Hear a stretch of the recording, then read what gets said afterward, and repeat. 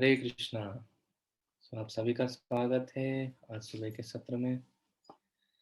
3 दिन के बाद हम मिल रहे हैं, बहुत अच्छा लग रहा है।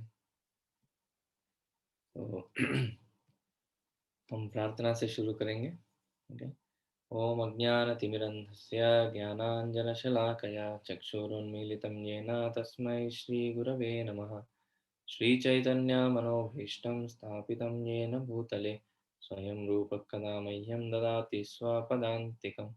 वन्देऽहं श्रीगुरोः श्रीयुतापदकमलं श्रीगुरून् वैष्णवांश्च श्रीरूपं साग्रजातं सहगना रघुनाथान्वितं तं सजीवं साद्वैतं सावधूतं परिजनसहितं कृष्णचैतन्यदेवं श्रीराधाकृष्णपादान् सहगना ललिता श्रीविशाखान्वितांश्च नमां विष्णुपादाय कृष्णप्रेष्ठाय भूतले श्रीमते भक्तिवेदान्तस्वामी निति नामिने नमस्ते सरस्वते देवे गौरवाणी प्रचारिणे निर्विशेष शून्यवादी पाश्चात्यदेशतारिणे नमो महावदन्याय कृष्णप्रेमप्रदायते कृष्णाय कृष्णचैतन्यनाम्ने गौरत्विषे नमः।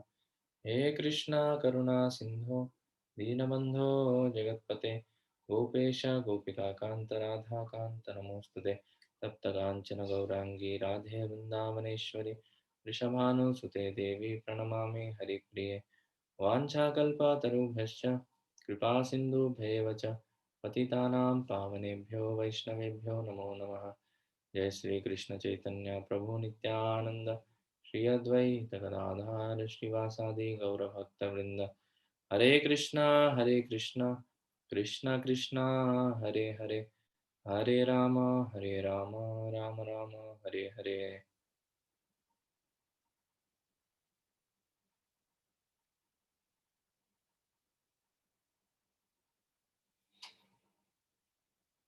हरे कृष्णा। तो हम शायद चर्चा कर रहे थे 5वें अध्याय में 11वां श्लोक के बारे में।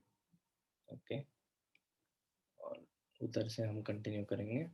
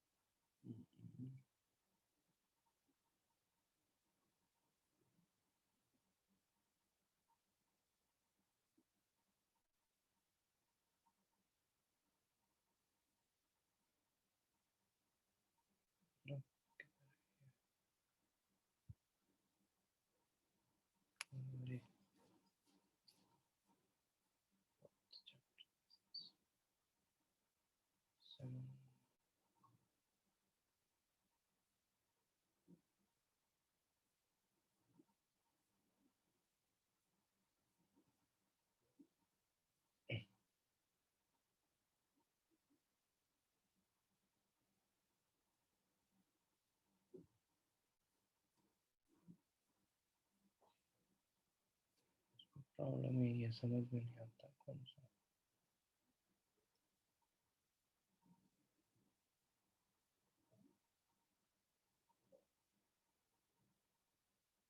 चैप्टर 7।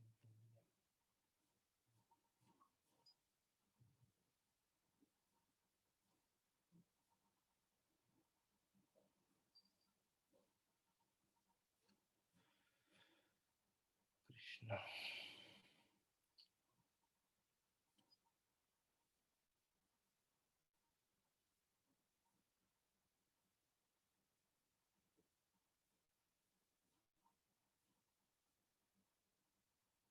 चैप्टर 5। ओके।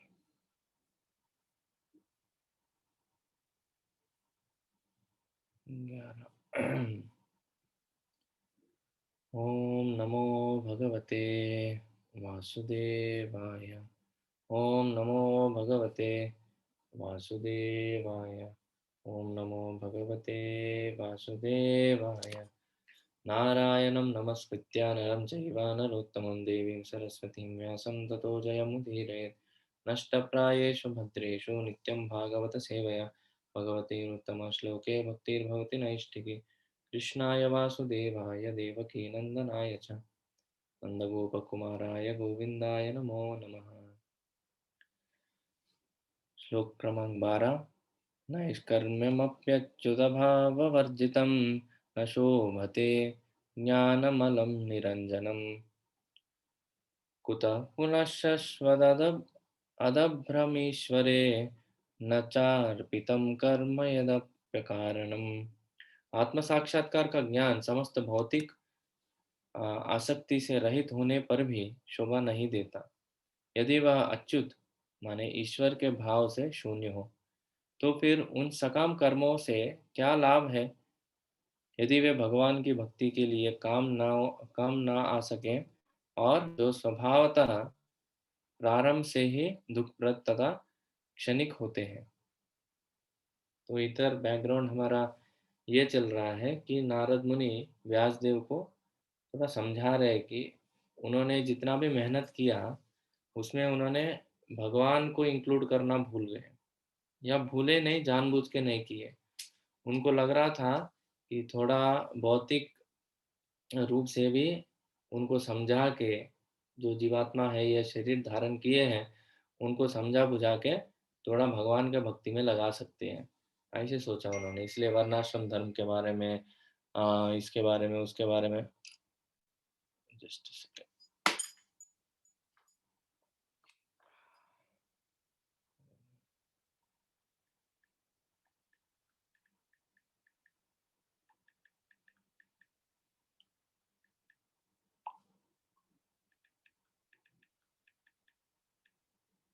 मैं चैंटिंग ग्रुप में भेजना भूल गया।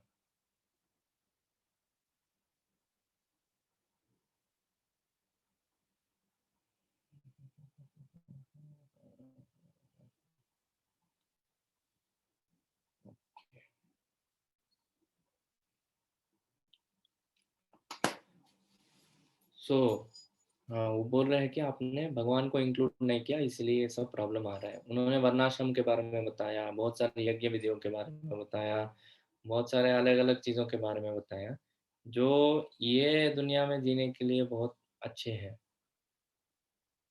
पर उन्होंने डायरेक्ट भगवान के बारे में नहीं बताया। डायरेक्ट बताना मतलब क्या? मतलब भौतिक इंद्रिय तृप्ति को छोड़ो और भगवान को पकड़ो, ये वाला चीज़ उन्होंने डायरेक्ट डायरेक्ट नहीं बताया। उनको लगा कि डायरेक्ट ऐसे बताएंगे तो लोगों को अच्छा नहीं लगता है, इसीलिए थोड़ा, कभी कभी क्या होता है, कोई छोटे बच्चे रहते हैं उनको दवाई अच्छा नहीं लगता है, तो माँ क्या करती हैं, कोई मिठाई के अंदर दवाई लगा के उसको खिला देती हैं। या बचपन में हमारे माँ करती थी, चपाती के अंदर शक्कर और घी डाल के उसके अंदर दवाई डाल के दे देते थे। तो ऐसे ऐसे थोड़ा करना पड़ता है। व्यासदेव जी ने वही किया। भगवान का भक्ति जो है वो एक दवाई की तरह है। हमारे जो भौतिक भव रोग है उसके लिए वो दवाई है। दवाई को डायरेक्ट देने से कभी कभी कड़वा लगता है, पर प्रॉब्लम क्या है इसमें कि लोग दवाई को छोड़ के बाकी बाहरी चीज़ों को खाने लगे। दवाई को छोड़ दिया उन्होंने, दवाई जो है वैसे देना चाहते हैं, उनका इंटेंशन सही था, पर वो जो दिए ना, दवाई छोड़ के बाकी सब चीज़ लेने लगे।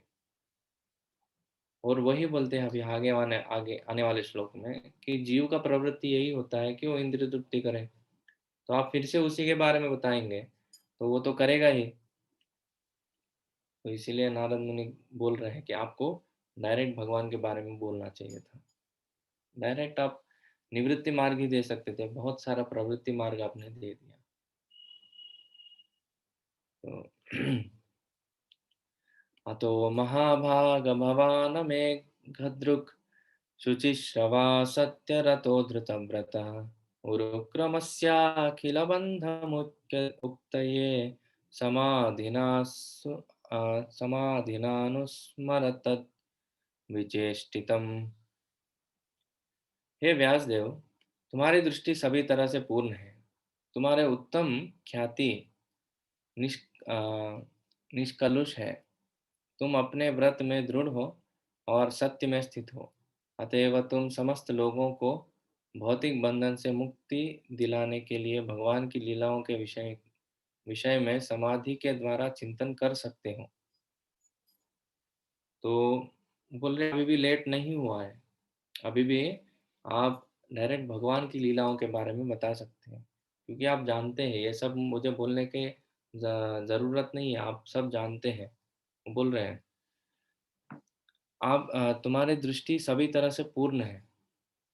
हुँ, क्योंकि व्यासदेव जो थे, भगवान के शक्त्यावेश अवतार थे। जो वो जानते हैं, ये प्रक्रिया जो है ना, भौतिक बंधन में फँसना, उनको कैसे बाहर निकालना, ये सब प्रक्रिया वो जानते थे। इसलिए उनका दृष्टि जो है कंप्लीट है। वो जानते हैं किसका कर्म कैसे है, किसको कैसे बाहर निकाला जाए, वो भी वो जानते हैं। लोगों को भौतिक बंधन से मुक्ति दिलाने के लिए भगवान की लीलाओं के विषय में समाधि के द्वारा चिंतन कर सकते हो। तो पहले उनको अगर लिखना है, पहले खुद उनको ध्यान करना पड़ेगा। पहले खुद उनको लीलाओं के बारे में सुनना पड़ेगा। सुनना मतलब ध्यान करके उसको लिखना पड़ेगा। जैसे वाल्मीकि मुनि भी जब लिखे हैं, नारद मुनि या ब्रह्मा जी उनको बोलते हैं, नारद मुनि ने, ब्रह्मा जी उनको बोलते हैं, आपको पूरा रामायण ऐसे दिखेगा जैसे आपके हथेली पे एक आंवला रखा हो। आंवला का फल, आंवला जो फल रहता है ना छोटा, हम जो खाते हैं, तो इसका मतलब क्या है? जब हम हाथ में आंवला का फल रखते हैं, तो उसको कौन से भी तरीके से हम ऐसे देख सकते हैं, 3D। हुँ, उसको उठा सकते हैं, घुमा सकते हैं, खा सकते हैं। तो वाल्मीकि मुनि को रामायण वैसे दिखाई दे रहा था। हालाँकि रामायण पहले घट चुका था। जब वो लिख रहे थे, तब वो रामायण ऑलरेडी घट चुका था। पर ब्रह्मा जी बोले, ये जो स्टोरी अभी हुआ है, आपको साफ-साफ दिखाई देगा क्या-क्या हो रहा था, आप इसके बारे में लिखिए। तो उन्होंने 24,000 श्लोक रामायण के रची। वैसे ही इधर व्यासदेव को नारद मुनि बोल रहे हैं, आप भगवान के विषय में चिंतन करने के लिए आप सक्षम हैं, तो आप चिंतन कीजिए भगवान के बारे में और उनकी लीलाओं के बारे में आप रचना कीजिए। ऐसे। ततोऽन्यथा किञ्चन यद्विवक्षतः पृथग्दृशस्तत्कृतरूपनामभिः न कर्हिचित् कापि चतुस्थिता मतिः लभेतवाताहतनोर्विवास्पदम्। तुम भगवान के अतिरिक्त विभिन्न रूपों, नामों तथा परिणामों के रूप में जो कुछ भी वर्णन करना चाहते हो, वह प्रतिक्रिया द्वारा मन को उसी प्रकार आंदोलित करने वाला है, जिस प्रकार आश्रय विहीन नाव को चक्रवात आंदोलित करता है। तो जैसे समंदर समंदर में लोग जाते हैं ना, तो ये टॉर्नेडोस, ये क्या बोलते हैं उसको, वो सब आते हैं। Tornado is on the land, what do you call? Tsunami. हाँ ना। सुनामी नहीं है, ये जो घूमता है ना, चक्रवात एक्चुअली टॉर्नेडो का ये है। समंदर में जो चक्रवात आता है, वर्लपुल। Whirlpool whorl exactly. वो जब उसमें नाव फंस जाता है, तो उसको कैसे होता है, एजिटेशन, इधर उधर होते रहता है। वैसे भगवान के अतिरिक्त जो भी चीज़ ये दुनिया में हम संबंध में आते हैं, तो वैसे ही हमारे दिमाग एजिटेट होता है। हमारा मन जो है ना, वो आ, ना तो भक्त है ना अभक्त है। हम उसको भक्त या अभक्त बनाते हैं। हम उसको भौतिक चीज़ों में लगाते हैं या भगवान की चीज़ों में लगाते हैं, वो हमारे हाथ में है। जो वो डिसीजन मेकिंग का पावर जो है, वो आत्मा के पास रहता है। वो कौन से चेतना में रहना चाहता है, इसलिए फॉल्स ईगो जो बोलते हैं ना, वो हमारा चेतना है। मतलब हम किस चीज़ से अपने आप को आइडेंटिफ़ाई करते हैं। हम अगर कृष्ण से आइडेंटिफ़ाई कर रहे हैं, तो हम अपने मन और इंद्रियाँ और अपने बुद्धि जो है, कृष्ण की तरफ लेके जाने के लिए अपने आप को इस्तेमाल करते हैं। अगर हम अपने आप को शरीर के रूप में या ये भौतिक चीज़ों से हम अपने आप को पहचान कर रहे हैं, तो हमारा बुद्धि, मन और इंद्रियाँ उस तरफ लेके जाएगी हमको।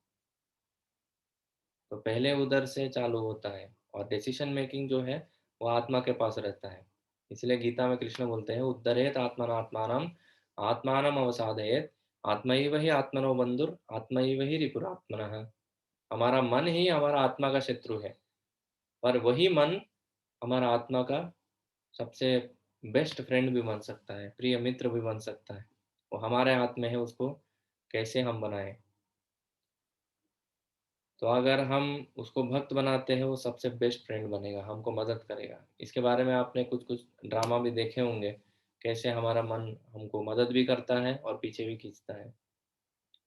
वो सब ट्रेनिंग के ऊपर डिपेंड करता है। जैसे मिलिट्री ट्रेनिंग होता है ना, भक्ति सिद्धांत सरस्वती ठाकुर बोलते थे सुबह उठ के अपने मन को चप्पल से मारना चाहिए और झाड़ू से मारना चाहिए। इसका मतलब क्या है? चप्पल से मारना और झाड़ू से मारना मतलब सच में वैसा नहीं करना चाहिए। हमको मन को रोज हरि नाम जपना चाहिए और रोज भगवान का कथा सुनना चाहिए।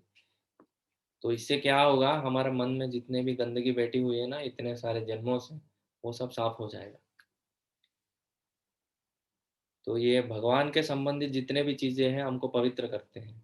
भगवान के वियोग में जितने भी चीज है ना वो हमको अपवित्र करते हैं, वो गंदगी डालते जाते हैं। अभी ऐसे क्यों कहा जाता है कि भगवान के वियोग में जो भी चीज है वो बुरा है, या भगवान के संबंधित जितने भी चीजें वो अच्छे हैं, ऐसे क्यों कहा जाता है? कोई बोल सकते हैं क्यों ऐसे बोलते हैं? भगवान के संबंधित जो चीजें हैं वो अच्छे हैं, भगवान के संबंधित जो चीजें नहीं है वो बुरे हैं, ऐसे क्यों?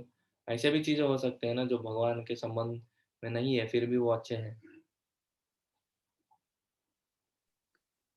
आपको क्या वो लगता हमें भगवान से दूर करते हैं। है? वही तो, उसमें बुराई क्या है? पर आप ये दुनिया में तो अच्छा ही है ना। भगवान से रिलेटेड सारी चीजें चिन्मय होती हैं। ठीक है, पर उसका फायदा क्या है? मतलब जैसे ये दुनिया में कोई जी रहे हैं, वो अच्छे से जी रहे हैं, किसी को तकलीफ नहीं दे रहे हैं, सब सच बोल रहे हैं, सब अच्छे अच्छे गुण उसमें है, तो वो तो कुछ बुराई नहीं वो कर रहा। हमें बुरे कामों की तरफ लेके जाती है। पर बुराई कुछ कर नहीं रहा है ना, वो अच्छे नागरिक की तरह जी रहा है ना, वो किसी को पर फिर तकलीफ भी नहीं दे रहा है। 3 गुण, माया के 3 गुण हमें बुराई में अच्छाई करने ही नहीं देते हैं। वो तीनों गुण, तमोगुणी गुण और ये रजोगुणी। प्रभु जी, यस माता जी। मतलब अगर हम अच्छे काम करते हैं, फॉर एग्जाम्पल चैरिटी ले लो, फॉर एग्जाम्पल चैरिटी, हम अगर वो भगवान के आदेश से नहीं करते हैं तो हमें लगता है कि हमने बहुत अच्छा काम किया है, ऐसा थोड़ा अहंकार हो जाता है। तो मतलब अच्छे काम कर रहे हैं करके थोड़ा तो अहंकार रहता है अगर भगवान से संबंध नहीं हो तो। भगवान के संबंध में अगर कोई कर रहा है तो सोचिए कोई अच्छा भगवान का ड्रेसिंग किया या भगवान का बहुत अच्छा सेवा किया, बहुत प्रचार किया, उसमें भी गर्व आ सकता है ना, हम जैसे बोले।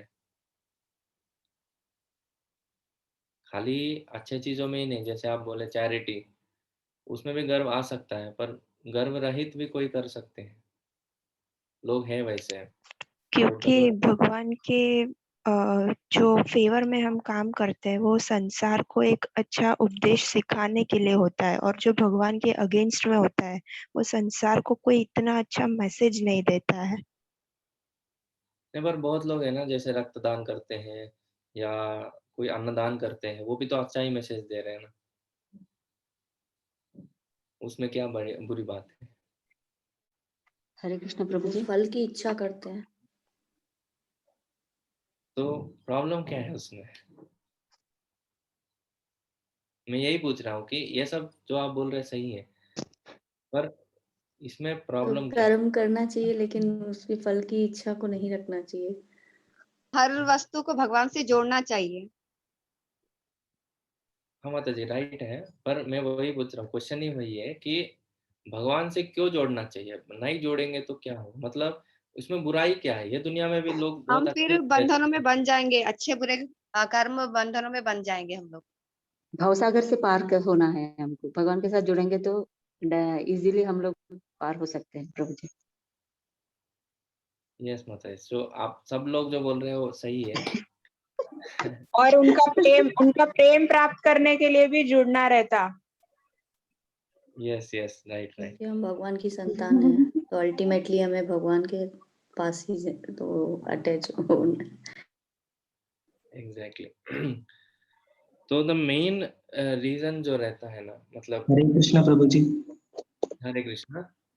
प्रभु जी वो मतलब जब तक अपन भगवान को जानेंगे नहीं तब तक अपन कुछ अच्छा कर ही नहीं सकते। जैसे प्रभुपाद जी कहते हैं कि मतलब इस दुनिया में कुछ भी शुभ नहीं है जब तक उसमें भगवान संबंधित नहीं है, तब तक वो कुछ शुभ, जब तक अपन ये जान नहीं सकते कि अच्छा क्या है तब तक अच्छा करने का कोई मतलब ही नहीं है।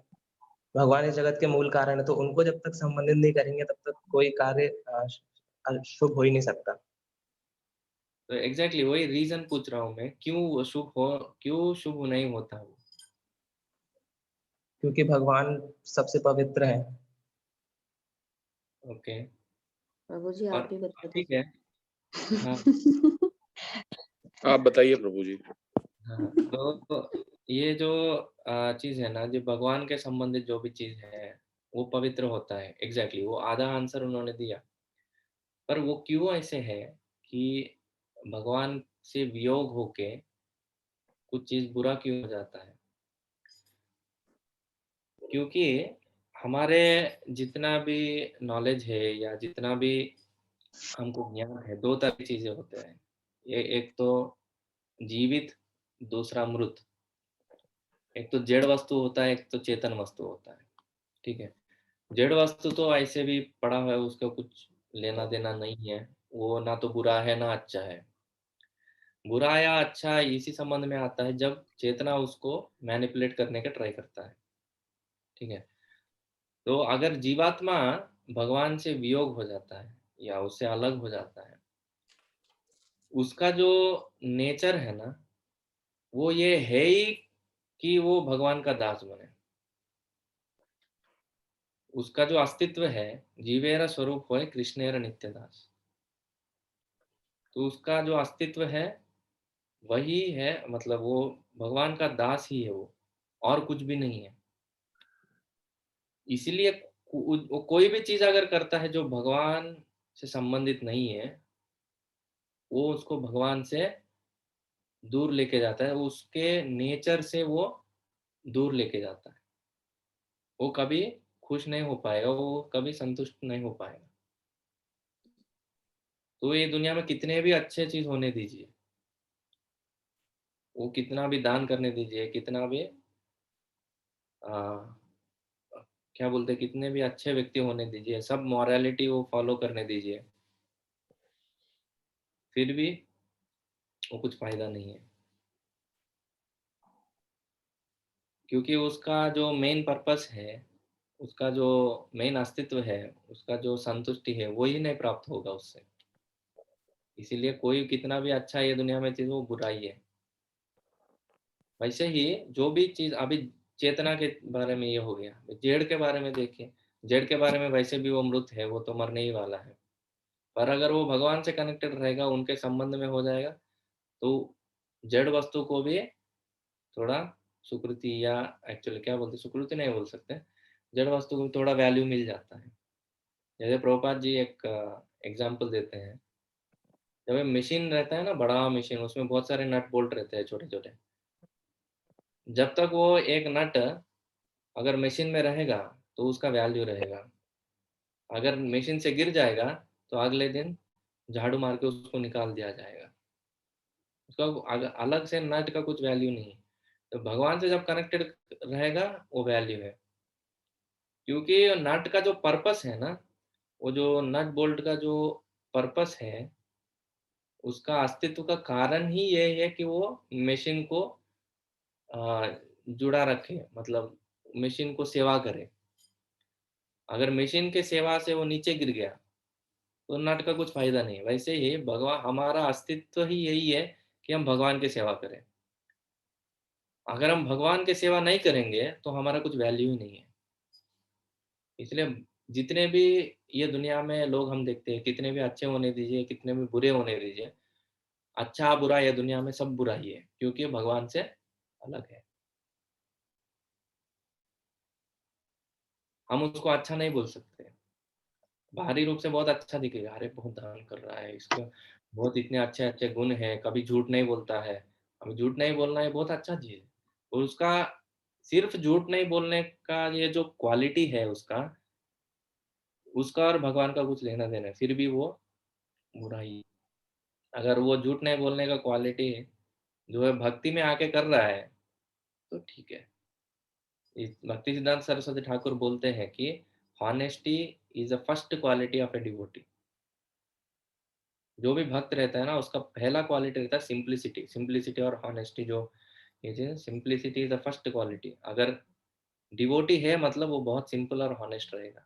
अंदर एक बाहर एक कभी नहीं रखेगा। तो वैसा।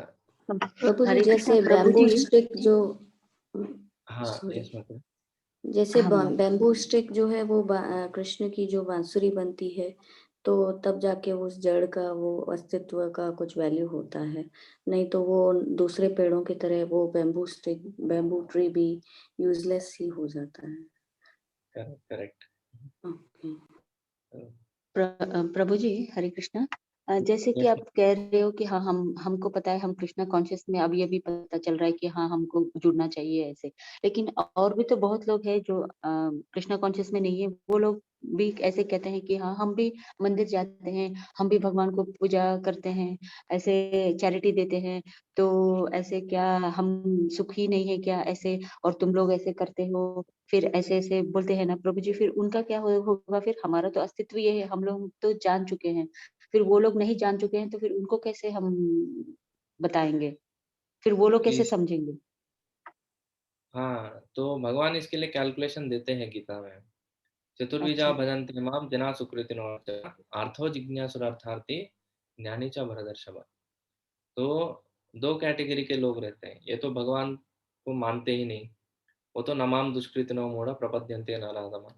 और चार तरह के लोग भगवान बताए कि वो लोग भगवान को मानते ही नहीं, उनको तो साइड में रख देंगे। और जो भगवान को मानते हैं, जैसे आपने बोला कुछ मंदिर में जाते हैं, दान धर्म करते हैं, तो वैसे चार तरह के लोग रहते हैं जो भगवान को मानते हैं। उनके चार लेवल रहते हैं, या चार प्रकार के लोग भगवान के पास आते हैं। आर्थो जिज्ञासु अर्थार्थी ज्ञानी। आर्थो मतलब जिसको बहुत सारे तकलीफ है अपने लाइफ में और भगवान के पास जाके रोता है कि भगवान मेरी तकलीफ दूर करिए, मुझे थोड़ा सुखी रखिए जीवन में। बहुत लोग मंदिर में जाते हैं, तो ये एक उनका उद्देश्य रहता है। जिज्ञासु मतलब जैसे कुछ लोग रहते हैं, वो सोचते हैं अरे ये हरे कृष्ण वाले क्या है, भगवान क्या चीज़ है, मंदिर में क्या क्या चलता है, जैसे भजन कीर्तन क्या होता है। ऐसे जो जिज्ञासा के साथ जो आते हैं ना, उनको जिज्ञासु बोलते हैं। अर्थार्थी मतलब जो भगवान के पास आते हैं, भगवान थोड़ा मुझे पैसे का तकलीफ हो रहा है या कुछ मेरे जीवन में ये आरती बहुत फेमस है, सुख हरता सुख करता दुख हरता वार्ता विघ्न। तो लोग अ, जाते हैं भगवान के पास सुख के लिए। तो वो हो गया अर्थार्थी। ज्ञानी ज्ञानी मतलब वो लोग हैं जो भगवान को सच में जानना चाहते हैं, और जो क्या बोलते हैं भगवान के तत्व को जानना चाहते हैं। और वैसे लोग जो भगवान के पास आते हैं बहुत कम है, फिर भी है। तो ये चार प्रकार के लोग आते हैं। तो हम्म। इनका क्या होगा, धीरे धीरे धीरे धीरे उनका चेतना शुद्ध होगा। हम्म। अभी दान धर्मों से डायरेक्टली भक्ति का कुछ संबंध नहीं है। हम्म। ये तो उससे कुछ भक्ति में हमको मदद होगा क्या, नहीं उससे कुछ मदद हम्म। होगा नहीं। ये विश्वनाथ चक्रवर्ती ठाकुर अपने माधुर्य कादम्बिनी में स्पष्ट करते हैं हम्म। कि हमारा भक्ति का जो मूल है वो कोई भी हमारा पुण्य कर्म नहीं है, कोई भी हमारा अच्छा गुण नहीं है, कोई भी हम्म। कुछ भी नहीं है। सिर्फ जो भक्ति संजायते भक्ति मतलब भक्ति जिनके हृदय में है, सिर्फ उनसे ही हमको भक्ति प्राप्त हो सकती है। हम्म। अच्छा। तो ओके। उनको जो है जितना भी वो पुण्य कर्म करे बाहरी रूप से, उससे उनके भक्ति में कुछ होने वाला नहीं है। भगवान के संबंधित जो जो चीज़ करे, जैसे आके मंदिर में भगवान का प्रसाद खाते हैं, उससे हम्म। थोड़ा उनको मदद होगा। तो अच्छा। धीरे धीरे करके उनका ये हो जाएगा। Okay Prabhu ji Hare Krishna, thank you. और प्रभु जी जो घर में हम पाठ पूजा करते हैं, हाँ प्रभु जी। तो वो भक्ति के बीच में ही आता है। हाँ क्या प्रभु जी? पाठ पूजा जो करते हैं घर में, हम जो भी जोत वगैरह जगाते हैं, जो भी करते हैं, हाँ, वो भी भक्ति के बीच में ही आता है फिर। वो भक्ति में आता है ना वो। अगर आप मतलब किसके प्रति आप भक्ति कर रहे हैं, ये भी मान्य होता है। मतलब आप कृष्ण को कर रहे हैं तो उसका अलग कैलकुलेशन रहता है। अब या आप अगर देवी देवताओं को कर रहे हैं तो उसका कैलकुलेशन अलग रहता है। तो हम अगर कृष्ण का ही भक्ति करें, जैसे लड्डू गोपाल का हम अगर पूजा करें, या अगर हमारे फ्रेम्स या फोटो हम रखें भगवान का, राधा कृष्ण का या किसी का, उनको अगर पूजा करें तो उसका अलग रहता है। मतलब वो डायरेक्टली भगवान का पूजा पाठ हो गया। रामायण पढ़िए, भागवत भगवत गीता ये सब हम पढ़ते हैं। अगर देवी देवताओं को पूजा करते हैं, गणपति, दुर्गा, शिव जी, ये इन सब का कैलकुलेशन अलग रहता है। ऐसा। तो पर आता है वो, अगर भगवान का हम अगर कर रहे हैं, जैसे राधा कृष्ण का हो गया या नरसिंह देव का हो गया या विष्णु तत्व का, जितना भी हम पूजा करते हैं वो भक्ति में आता है। हम जितने भी देवी देवताओं को करते हैं वो फिर से वो भक्ति नहीं होता है। भक्ति ना सिर्फ वासुदेव के प्रति हम इस्तेमाल कर सकते हैं। शब्द भक्ति जो है वो सिर्फ कृष्ण के लिए उपयोग कर सकते हैं, जी। क्योंकि बाकी देवी देवताओं के साथ हमारा जो रिलेशन है वो बहुत बार ऐसे होता है जैसे लेन देन का व्यवहार होता है।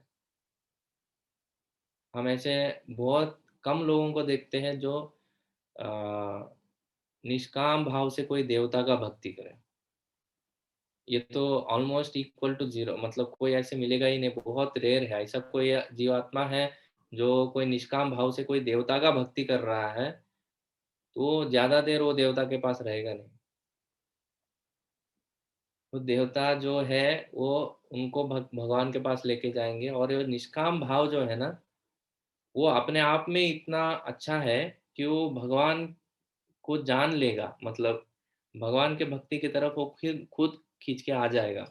कोई अगर बोल रहा है ना भगवान मुझे और कुछ नहीं चाहिए, आप जानते हैं जो कुछ मुझे चाहिए। जैसे इन्होंने पूजा किया, क्या दत्तात्रेय के पिताजी, क्या नाम है उनका, अ, अभी अभी पढ़े थे ना पिछले चैप्टर में, सत्य, अनुसुईया और अत्रि। अत्रि मुनि ने पूजा किया, भगवान मैं जानता नहीं हूँ आपको कौन सबसे बड़ा भगवान है, पर मुझे भगवान के जैसे पुत्र चाहिए। तो तीन तीन लोग आ गए उनके पास।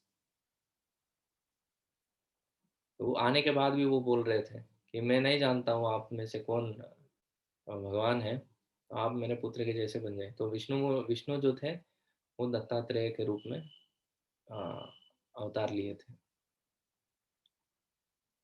तो वो निष्काम भाव से कोई करता है ना, तो ऑटोमेटिकली वो भगवान के पास आ ही जाता है, क्योंकि भगवान उनको छोड़ते नहीं। ऐसे बहुत बहुनाम जन्म नाम अंते ज्ञानवान माम प्रपद्यते, ऐसे ज्ञानी ना बहुत कम रहते हैं। हरे कृष्ण प्रभु जी। जैसे हम आ गए आपके पास, सेम ही है कंडीशन। हरी हरी, तो आप भगवान के पास आप आ गए। हाँ जी, हाँ जी। हमें ले ही आए भगवान एक तरह से। यस प्रभु। प्रभु जी प्रभु यस जी प्रभु। एक ये क्वेश्चन, एक प्लीज रिक्वेस्ट। प्रभु जी हम यस। लोग जो गुरु जी के भोग में हम लोग तुलसी डाल डाल सकते हैं क्या प्रभु जी? जैसे हम राधा कृष्ण के लिए हम भोग में तुलसी डालते हैं, तो गुरु के भोग में हम डाल सकते हैं क्या? नहीं माता जी, गुरु के भोग में हम तुलसी नहीं डालते हैं। अच्छा प्रभु जी। जैसे प्रभुपाद हो गया, पंच तत्व हो गए, ये ऐसे छोटे छोटे फोटोज रखा है, तो फिर उनके भोग में हम लोग तुलसी डालते हैं क्या? तो यही पूछ रही थी प्रभु जी। हाँ नहीं, प्रभुपाद जी के थाली में तो नहीं डालते हैं। अच्छा। और तो, पंचतत्व के थाली में कैसे रहता है, वो थोड़ा अलग सिस्टम है। आप अलग से अगर सिर्फ पंचतत्व की पूजा कर रहे हैं, जैसे मायापुर में होता है, तो अच्छा। उसमें चैतन्य महाप्रभु और नित्यानंद हाँ, प्रभु और चैतन्य अद्वैत, महाप्रभु का भी अल्टर, हाँ एक फोटो रखा है प्रभु जी। हाँ। तो उनके लिए तुलसी डालना चाहिए। गदाधर पंडित और शिवास पंडित के लिए हम तुलसी नहीं डालते। अच्छा, ओके। प्रभुपाद जी तो को नहीं डालते हैं ना हम लोग, वैसे नहीं, तो मेन तो मोटिव तो प्रभुपाद जी गुरु जी करके ही मैं रखती हूँ, तो फिर उनके थाल हाँ में नहीं रखना है। हाँ। हाँ जी Prabhu, okay Prabhu. Thank you. Prabhu ji, Yes, जैसे ma'am. आपने 13 श्लोक में बोला कि व्यासदेव जी को नारद जी ने कहा था कि आपको ध्यान करके जैसे महाभारत ये इसका श्रीमद् भागवतम का रचना करना होगा, जैसे वाल्मीकि ने रामायण की रचना जो घट चुकी थी तो उसको मनन चिंतन करके 24,000 श्लोकों में लिखा रामायण को। तो क्या ये नारद जी ने इसमें मेंशन किया है क्या? क्योंकि इसके परपट में और ट्रांसलेशन में भी कहीं वो तो है नहीं रामायण का कुछ, या तो ये आपने एग्जाम्पल दिया? नहीं, मैंने एग्जाम्पल दिया उसका। अच्छा अच्छा, जी प्रभु जी, थैंक यू। ये रामायण के पहले पहले श्लोकों में आता है, पानवकी अमलकम यथा। मतलब जैसे हमारे हाथ में अगर आंवला रखें तो हम उसको कितना स्पष्ट रूप से देख सकते हैं, उतने ही स्पष्ट रूप से वाल्मीकि जी रामायण को देख पाएंगे। ये ब्रह्मा जी उनको वरदान दिए थे। जी प्रभु जी। तो हम आगे बढ़ेंगे। यस, जुगुप्सितं धर्मकृतेऽनुशासत स्वभावरक्तस्य महान् व्यतिक्रमः यद्वाक्यतो धर्म इतीतरस्थितो न मन्यते तस्य निवारणं जनः। सामान्य लोगों में भोग करने की स्वाभाविक प्रवृत्ति होती है और तुमने धर्म के नाम पर उन्हें वैसा करते रहने के लिए प्रोत्साहित किया है। यह अत्यंत घृणित तथा अत्यंत अनुचित है, क्योंकि वे लोग तुम्हारे उपदेशों के अनुसार मार्गदर्शन प्राप्त करते हैं, अतः वे ऐसे कार्यों को धर्म के नाम पर ग्रहण करेंगे और निषेधों की भी परवाह नहीं करेंगे। तो यही प्रॉब्लम होता है, धर्म के नाम पे अगर हम गलत चीज़ सिखाएंगे तो ये बहुत बहुत घृणित चीज़ है, मतलब गलत चीज़ है। जैसे जीसस क्राइस्ट आके बोल के गए कि thou shall not kill, किसी को मारना नहीं चाहिए, और ये क्रिश्चियन लोग अभी क्या कर रहे हैं, सब मारामारी कर रहे हैं। मारामारी मतलब मांसाहार कर रहे हैं। और हम दूसरे रिलीजन्स के बारे में नहीं, पर हमारे ही इसमें सनातन धर्म में बहुत सारे ऐसे साधु है नाम के वास्ते जो रहते हैं ना, वो इंद्रिय तृप्ति को प्रोत्साहन देते हुए वो बोलते हैं कि आप भक्ति भी कर सकते हो। तो ये चीज़ को नारद मुनि इधर उसको बहुत हेवीली खंडन कर रहे हैं। ऐसे कैसे हो सकता है? इंद्रिय तृप्ति जो है, हमारा शरीर शारीरिक चेतना जो है वो भगवत भक्ति से 180 डिग्री ऑपोजिट है। वो कंप्लीटली ऑपोजिट। प्रभुपाद जी बोलते हैं Krishna consciousness and sense gratification go ill together, मतलब ऑपोजिट चीज है। जितना हम शरीर के चेतना में रहेंगे उतना भगवान से दूर जाएंगे। तो नारद मुनि व्यासदेव को पूछ रहे, आप ऐसे कैसे लिख दिए? हमें आप शरीर के माध्यम से, या शरीर के माध्यम से तो भगवान को जान सकते हैं, पर शरीर को संतृप्त करते हुए भी हम भगवान को प्राप्त कर सकते हैं, ऐसे कैसे लिख सकते हैं? अब धर्म के नाम पे आप बहुत गलत चीज करती हैं। अभी आपने लिख दिया तो सब आपका नाम लेके इंद्र तृप्ति करेंगे और भगवान को छोड़ देंगे। अब अभी आपको लग रहा होगा कि इतना क्या लिख दिया भाई व्यासदेव ने, जो नारद मुनि इतना कुछ बोल रहे हैं। तो आप जान के हैरान हो जाएंगे कि 96% जो वेदों के जो श्लोक है, इतना 96% वो जो ये है ना, सकाम कर्मों के बारे में बताते हैं। निष्काम कर्मों के बारे में बताने वाले सिर्फ 4% श्लोक है। पूरे वेद जो है, 4 वेद मिला के 1 लाख मतलब 1000 करोड़ श्लोक है। 1 लाख मतलब 10 जीरो रहते हैं, 10 शून्य रहते हैं उसमें। 10 शून्य मतलब 1000 करोड़। 1000 करोड़ का श्लोक है पूरा 4 वेद मिला के। उसमें से 960 करोड़ श्लोक जो है वो सिर्फ सकाम कर्मों के बारे में बताते हैं। निष्काम कर्मों के बारे में होता है सिर्फ 400 करोड़, या सॉरी कितना है, 40 करोड़ सॉरी। फिर भी 40 करोड़ बहुत बड़ा नंबर है। तो फिर प्रभु जी, भी जो वेदों की अलंकृत भाषा, फ्लावरी वर्ड्स, उसे आप कह रहे हैं सकाम कर्म? सकाम कर्म, एग्जैक्टली। वो तो गीता में जो श्लोक आते हैं ना, आप जो बता रहे हैं, जी जी। तो वही है। मतलब ये करो तो ये मिलेगा, वो करो तो ये मिलेगा, ये करो तो वो मिलेगा। ये जो चीज है ना, सकाम कर्मों को प्रेरित करने वाला है। जीवों का स्वाभाविक प्रवृत्ति ही रहता है, अरे मेरे को कुछ मिलना चाहिए इसीलिए करें। सेल्फलेसली कोई कुछ नहीं करता है दुनिया में। सेल्फलेसली कोई कर रहा है, फिर भी वो बहुत बार मोरालिटी के प्लेटफॉर्म पे रहता है। भगवान के लिए सेल्फलेसली करना बहुत बहुत रेयर है। कोटिष्वपि महामुने, भागवतम में बोलते हैं कोटिष्वपि महामुने। कोई कोई कोटि में, इतने सारे कोटि में एक महामुनि ऐसे रहता है जो भगवान के लिए सेल्फलेसली कुछ करे।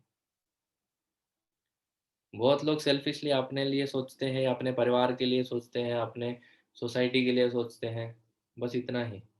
कोई सेल्फलेसली पाकिस्तान के बारे में सोच सकते हैं। हम जितने भी लोग इधर बैठे हैं, हम लोगों में से कितने सेल्फलेसली पाकिस्तान के बारे में सोच सकते हैं, बोलिए। हमको लगता है नहीं, हम भारतवासी है, हमारा भारत महान, मेरा भारत महान। और थोड़ा छोटा छोटा होके अमार सोनार बंगला, तेलुगु देशम, हम इधर बोलते हैं जैसे देश भाषालंदु तेलुगु लेस्सा। तो सबको अपना अपना जो स्टेट है, अपना अपना गली है, वो प्रिय है। सबसे बेस्ट कंट्री कौन सा है? मेरा कंट्री इंडिया। सबसे बेस्ट स्टेट कौन सा है? मेरा स्टेट आंध्रा। सबसे बेस्ट सिटी कौन सा है? मेरा स्टेट हैदराबाद। अब मेरा डिस्ट्रिक्ट हैदराबाद। उसमें सबसे बेस्ट बेस्ट जगह कौन सा है? मैं जिधर रह रहा हूँ। और सबसे बेस्ट घर कौन सा है? मेरा। देखिए कितना हमारा, जितना हमारा आई कॉन्शियसनेस में डूबा हुआ है। हमको लगता है हम सबसे, और सबसे घर में भी सबसे बेस्ट कौन है? मैं।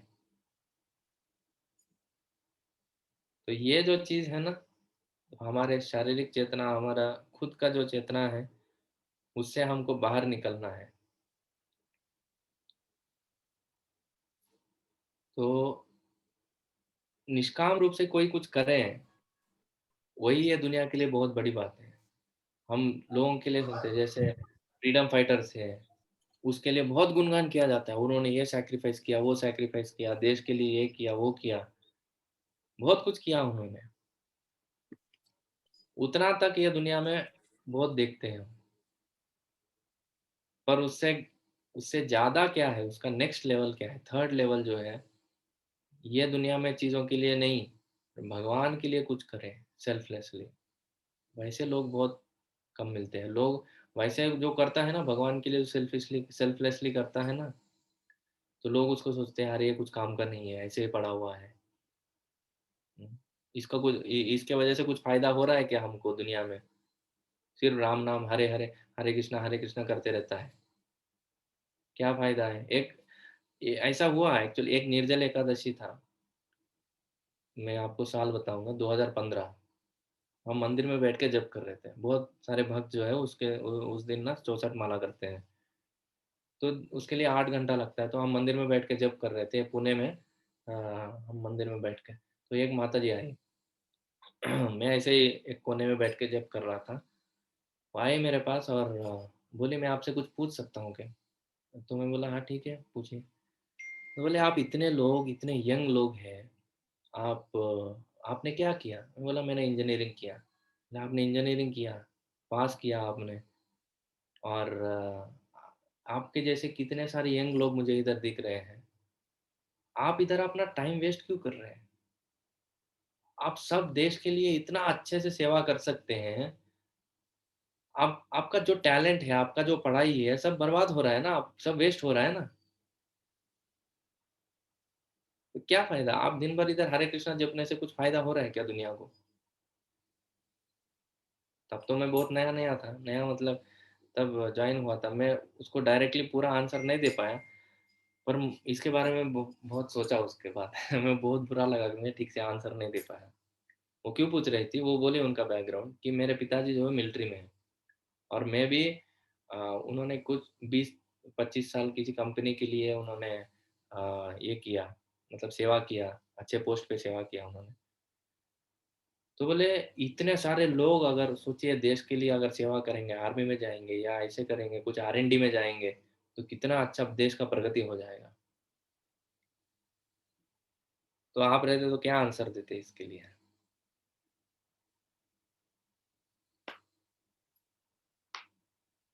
किसी के पास है उत्तर इसका?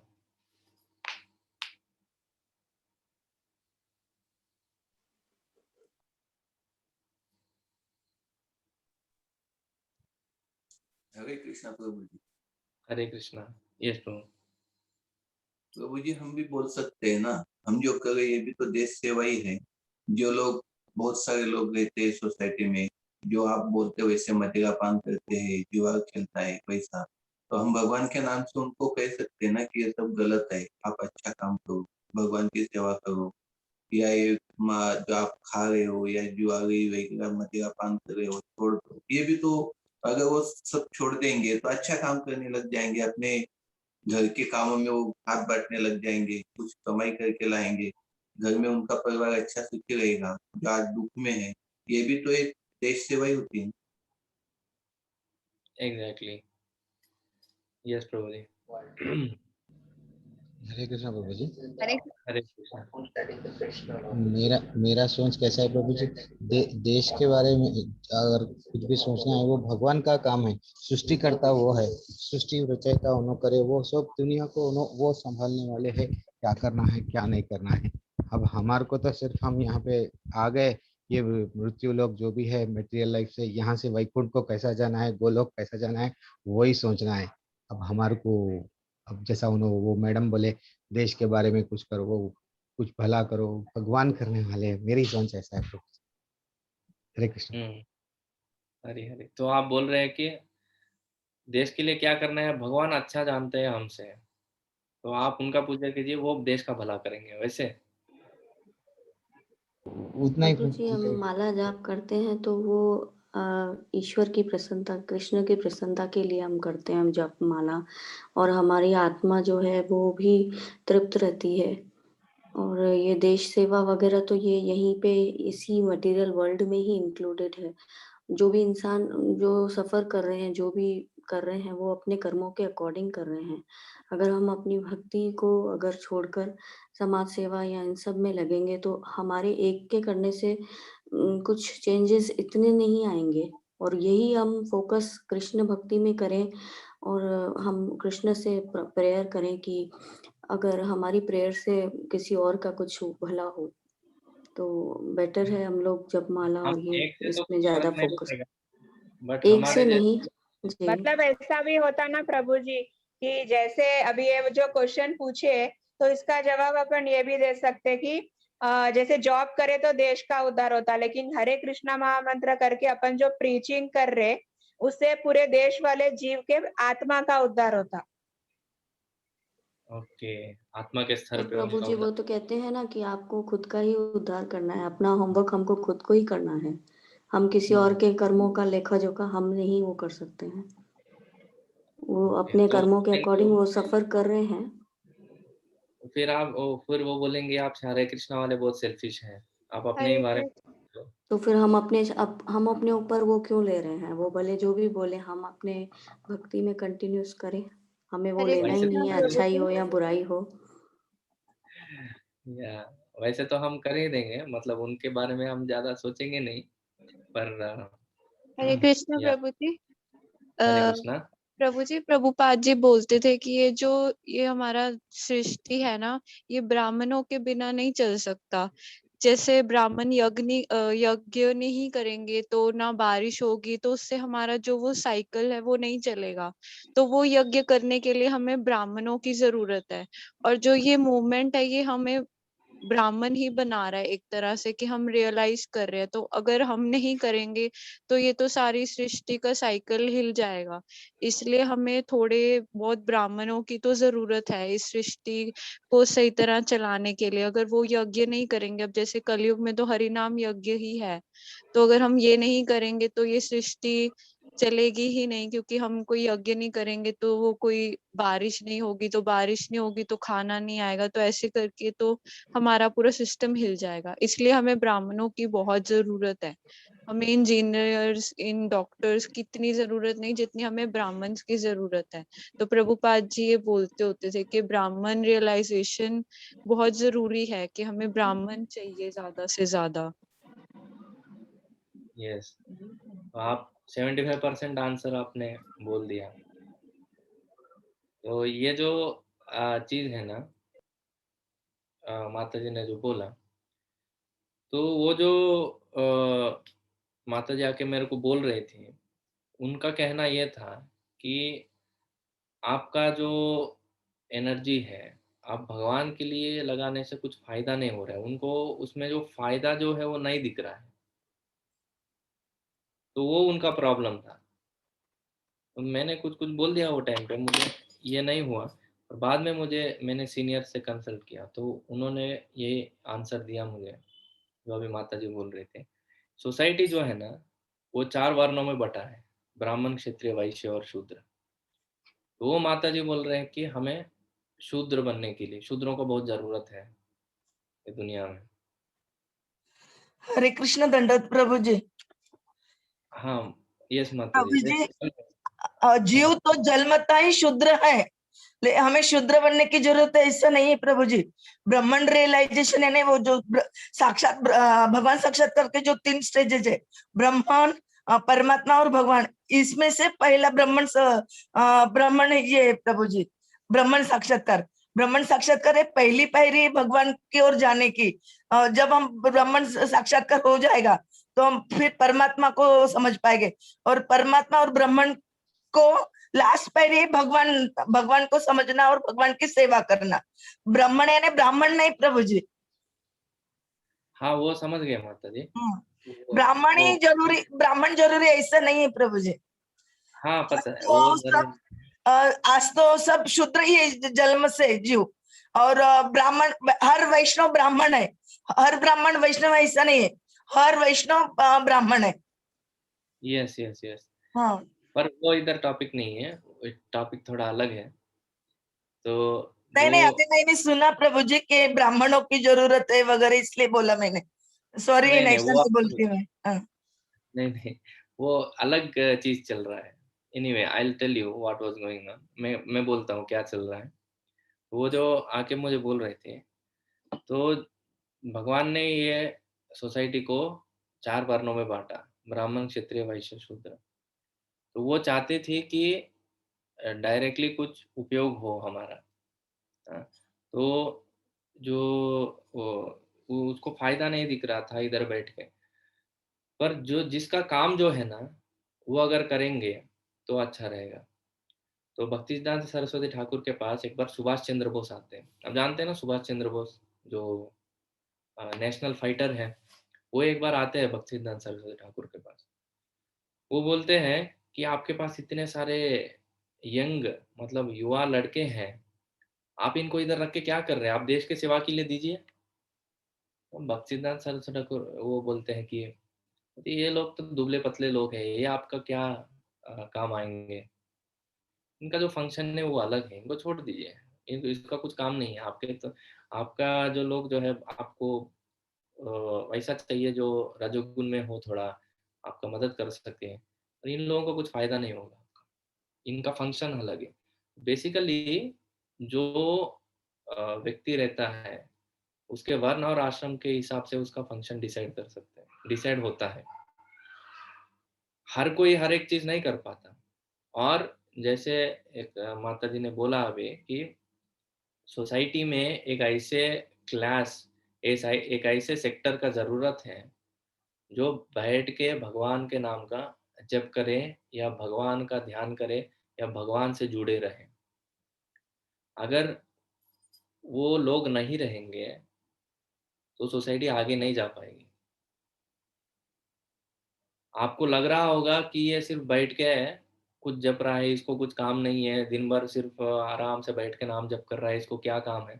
तो बुलाइए। एक बार ऐसे कंप्लेंट आया था सरस्वती ठाकुर के पास। कि अरे ये एक भक्त है उनके मठ में जो सिर्फ कीर्तन करता है, सिर्फ कीर्तन करता है और कुछ भी नहीं करता, कुछ सेवा नहीं करता है, कुछ ये नहीं करता है, कुछ भी सेवा नहीं करता है, सिर्फ कीर्तन करता है मंदिर में बैठ के। अरे ये क्या है? मंदिर में इतने सारे सेवा है, वो बर्तन कौन धोएगा, प्रचार कौन करेगा, मैनेजमेंट कौन करेगा? ये तो कुछ भी सेवा पूछो, नहीं नहीं मुझे कीर्तन करना है बस। तो बहुत सारे लोग जो है, बहुत सारे भक्त जो है कंप्लेन करने के लिए गए थे। तो भक्ति सिद्धांत सरस्वती ठाकुर जी बोले, ठीक है एक काम करो, आप एक कीर्तनिया के लिए आप एक ऐड दे दो न्यूज़पेपर में। उसको कुछ सिर्फ सिर्फ कुछ नहीं करना है, उसको सिर्फ मंदिर में बैठ के कीर्तन करना है दिन भर, और तब इसको आप सेवा में लेके जाओ। तो उन्होंने ऐड दे दिया, न्यूज़पेपर में ऐड दिया। 2 दिन हो गए, 4 दिन हो गए, 1 हफ्ता हो गया, कोई नहीं आया। 2 हफ्ते हो गए, 3 हफ्ते हो गए, 4 हफ्ते, पूरे 1 महीना हो गया, कोई भी नहीं आया कीर्तन करने के लिए, सिर्फ कीर्तन करने के लिए। उसको बोले पगार भी दे देंगे, आप कीर्तन करो, हम आपको पगार दे देंगे। पगार के लिए भी कोई नहीं आया। तो उन्होंने बोला ढूँढ के भी नहीं मिलते ऐसे लोग आपको, हाथ-पैर चलाने वाले बहुत मिल जाएँगे। तब भक्तों को समझ में आया, नहीं बाबा ऐसे करने के लिए बहुत इसके लिए अलग ये चीज़ लगता है। तो अनदेखा रूप से वो जो परिणाम है ना, वो सोसाइटी के ऊपर पड़ता है। जैसे एक चीज़ उन्होंने बोला एक माताजी ने कि जो यज्ञात् भवति पर्जन्यो यज्ञ कर्म समुद्भवः। यज्ञ करने से जो है वो बारिश होता है। वो यज्ञ जो है हरिनाम यज्ञ जो चल रहा है, और दूसरा जो परिणाम होता है दुनिया में जो क्या बोलते हैं भगवान के भक्ति का जो प्रचार होता है ना, वो भी ये लोग करते हैं। सोसाइटी को सत्वगुण में रखने का काम ये लोग करते हैं। अगर वो चीज़ नहीं है तो बहुत मुश्किल है। जैसे भगवान के लिए एग्जाम्पल देते हैं ना, पेट जो है वो लगता है कि सिर्फ बैठ के खा रहा है, वो कुछ काम कर रहा है क्या? पेट किधर हिलता है क्या? पेट कुछ काम करता है, सब काम कौन करता है? हाथ पैर करते हैं। पर पेट जो है वो सिर्फ बैठ के आराम से खाता है, उसको कुछ काम नहीं है। तो सब जो बॉडी के जो शरीर के अंग जो है ना, एक दिन हड़ताल पे गए, बोले हम नहीं खिलाएंगे पेट को, सारा काम हम करें, ये सिर्फ बैठ के खाएं, ऐसे कुछ होता है? नहीं, हम नहीं खिलाएंगे। तो हाथ जो है प्रसाद देना भूल गया, या बंद कर दिया, और पैर जो है वो दुकान तक जाना बंद कर दिया, सब्जी लाने के लिए जाना बंद कर दिया। ऐसे सब अंग जो है वो वो स्ट्राइक करने लगे, हड़ताल किया।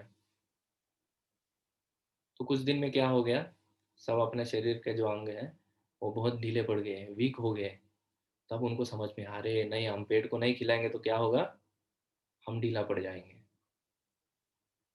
तो इसलिए लग रहा होगा कि अरे ये सिर्फ बैठ के जब कर रहा है, ये तो सिर्फ कुछ काम नहीं कर रहा है, कुछ काम कर रहे हैं, सिर्फ सुबह शाम उठ के हरे कृष्णा करते हैं।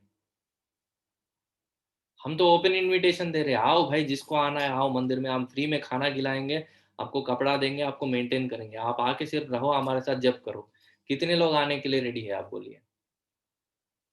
हम तो इस्कॉन तो हर जगह जाके पैर पकड़ के बुला रहा है, आओ बाबा आओ, आप भगवान का भक्ति करो, मंदिर में रहो। कोई नहीं आ रहा है, क्यों? सब लोग नहीं कर पाते ये चीज, सब लोग नहीं कर पाते, जो गिने चुने लोग हैं ना वही कर पाते हैं। तो आप भी जो अभी हम घर पे भी बैठ के जो भक्ति कर रहे हैं ना, ये भी कुछ आसान चीज नहीं है। इसके लिए बहुत भगवान का कृपा होना चाहिए, तभी जाके होता है। तो जिसका जो कर्तव्य है ना वो करेंगे तो अच्छा रहेगा। तो ये जो आंसर है मैं वो टाइम दे नहीं पाया उनको पर बाद में ये मुझे पता चला। हरे कृष्णा प्रभु जी। हरे कृष्णा। प्रभु जी, ये अभी जो आपने बोला है जो ये भक्ति करना ये करना, बट एग्जाम्पल मेरे घर में मैं देखती हूँ कि मैं जब माला करती हूँ तो मेरे मेरे पति को बहुत तकलीफ होती है, या बहुत तकलीफ होती है उसको। वो बोलता है ये क्या हमेशा ये माला पकड़ लेके क्या ये करते, इससे क्या होगा, क्या क्या मिलेगा तुम्हें, वो ये सब छोड़ो अपना काम करो, वो करो ये करो, सिर्फ अपनी ड्यूटी करो बस उतना ही। ऐसे ये माला पकड़ के ये करने से बहुत डिस्टर्ब करते हैं उन्होंने। हालांकि बहुत होता भी है, मगर मैं केयर नहीं करती, मैं मेरा काम जो करना है मैं वही करती। अब चाहे जितना भी पुकारो मैं नहीं सुनती थोड़े बाद। तब इससे क्या प्रभाव पड़ेगा? हालाँकि उन्हों सब खाते-पीते सब कुछ है, बट मैं नहीं करती कुछ भी। मैंने सब खाना-पीना वगैरह सब मैंने छोड़ दिया। तब से मैं इसमें आई हूँ। बहुत डिस्टर्ब करते हैं मेरे को दोनों। होता है माता जी, मतलब स्पेशली हाउसवाइफ आप जैसे है, शादीशुदा माता जी लोगों को अगर पति भक्त नहीं है ना, तो ज़्यादा तकलीफ होता है, क्योंकि वो घर का सिचुएशन ऐसा है, तो होता है। पर आप जो है आपका भक्ति कंटिन्यू रखिए। इसका एग्जाम्पल प्रभुपाद जी के खुद उनके सिस्टर हैं, हुँ, तो उनके सिस्टर के जो पति थे ना, हुँ, बहुत वो थे, मतलब वो भी ऐसे मांसाहार करने वाले थे। मतलब वो बंगाल के तरफ बहुत मछली चलता है ना, मछली खाते हाँ, हैं, तो मछली वगैरह वो खाने वाले थे, वो बहुत पीने वाले थे। पर प्रभुपाद के जो सिस्टर थी ना, वो डिवोटी थी, वो भक्त थी जिंदगी भर। पर उन्होंने वो पति का साथ दिया, ये किया, लास्ट में जाके वो पति जो है डिवोटी बना। कब? 20-25 साल के बाद हाँ। लास्ट में। इतना टाइम लगा उनको वो समझने के लिए। कभी कभी उतना टाइम लगता है, पर उन्होंने अपना भक्ति नहीं छोड़ा और पति का साथ भी नहीं छोड़ा। तो दोनों मतलब बहुत तकलीफ की बात है, मैं समझ सकता हूँ। पर कभी वो भगवान टेस्ट करते हैं हमको, पता नहीं हमारे पूर्व जन्मों को ही कोई हमारा आ रहा है फिर से। ठीक है। ऐसे समझ के हम भगवान के भक्ति में लगना चाहिए। पर आप जो कर रहे हैं बहुत असल में मतलब बहुत माननीय है, मतलब। हरे कृष्णा प्रभु जी, प्रभु जी, पति कि को प्रभुपाद जी की प्रसादम, फैमिली जल और आखिर प्रसादम में देना चाहिए। डिवोटी बनी या नहीं प्रभु जी? नहीं माता जी, बाद में वो डिवोटी नहीं बने। लास्ट में नहीं नहीं बने। उनके जो जितने सिस्टर थे ना, वो जो पहले से डिवोटी है वो वैसे ही रहे। और बाद में जो कोई नहीं बने डिवोटी, वो नहीं बने। जो उनके बेटे थे लास्ट में, तो हमने देखा था उनका वीडियो, वो भी हरिनाम संकीर्तन तो कर रहे थे।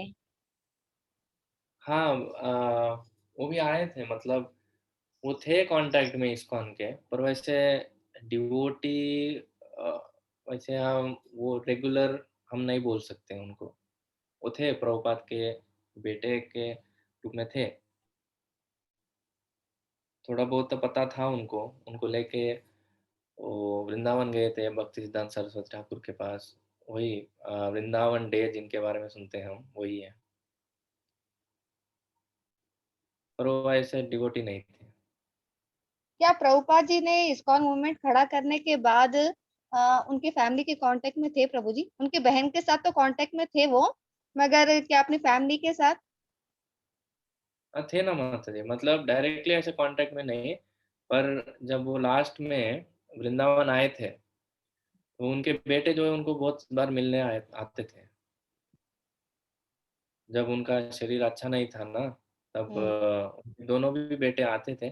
कुछ दिनों तक उनके दूसरा बेटा जो है वो मंदिर में सेवा भी किया वृंदावन में, पर वापस चले गए वो। उनके दूसरे एक बेटे जो थे ना, वो उनका माइंड का कुछ प्रॉब्लम है उनको। So is mentally retarded basically. वो मेंटली रिटार्डेड है। पर एक बेटा जो है वृंदावन ने, उनको प्रभुपाद जी ने जो भी उनका जो ये था ना, एक हिस्सा जो है थोड़ा उनके लिए रखा था। पर बाद में प्रभुपाद जी ने कैंसिल कर दिया उसको, क्योंकि कुछ मैनेजमेंट इश्यूज थे, वो बहुत डिस्कस किया उन्होंने, फिर उसको कैंसिल कर दिए। ये पूरा कन्वर्सेशन है, आप तमाल कृष्ण महाराज के साथ, ये बहुत अच्छा इंटरेस्टिंग कन्वर्सेशन है, आप पढ़ सकते हैं। प्रभुपाद लीलामृत में है प्रभु जी ये सब डिटेल्स? क्योंकि मेरी तो अभी नहीं, सिर्फ फर्स्ट पार्ट ही हुआ है, सेकंड पार्ट अभी पेंडिंग है, तो मुझे आइडिया नहीं है उतना। नहीं, प्रभुपाद जी ऐसे भी बोले सो है ना, हमारे मेरे बच्चे सब लिबरेटेड सोल्स है बोल के। हाँ, वैसे भी है।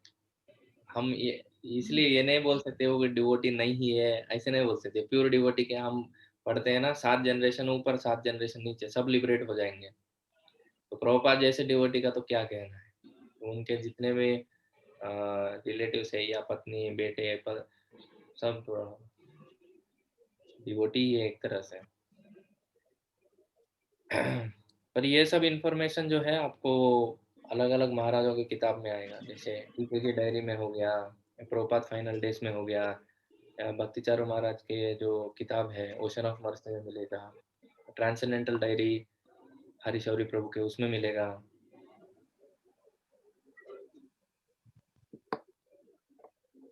ये बहुत अभी 7 बन गया, रिमेनिंग हम कल कंटिन्यू करेंगे। ओके, हरी हरी। और कुछ प्रश्न है?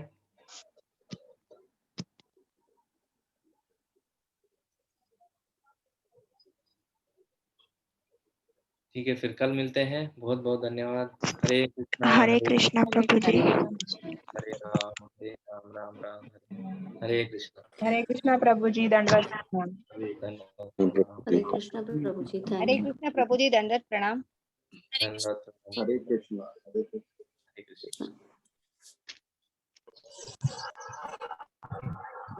हरे कृष्णा प्रभु जी, दंडवत प्रणाम। दंडवत प्रणाम। महेश जी, कैसा हरे लगा कृष्ण आपको? प्रभु जी, दंडवत प्रणाम। दंडवत प्रणाम। कैसे हैं आप?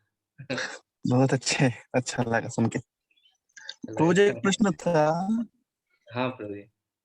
जब हम माला करते हैं ना, हाँ, तब मैं गिनते गिनते भूल जाता हूँ कितना हो गए। आप माला के ऊपर करते हैं या हाथ के ऊपर? क्या क्या? आप माला के ऊपर करते हैं या हाथ के ऊपर करते हैं? नहीं नहीं, माला के ऊपर, पर वो कितना माला हो गया वही भूल जाता हूँ मैं बीच बीच में। उसके लिए ना हमारे पास ये रहता है, हम भी भूल जाते हैं, इसलिए हम ये रखते हैं, इसको बोलते हैं काउंटर बीट। हाँ हाँ हाँ जैसे एक माला होता है ना तो नीचे खींचते हैं, हाँ हाँ हाँ हाँ तो याद रहता है, मतलब वो ऐसे काउंट हो जाता है।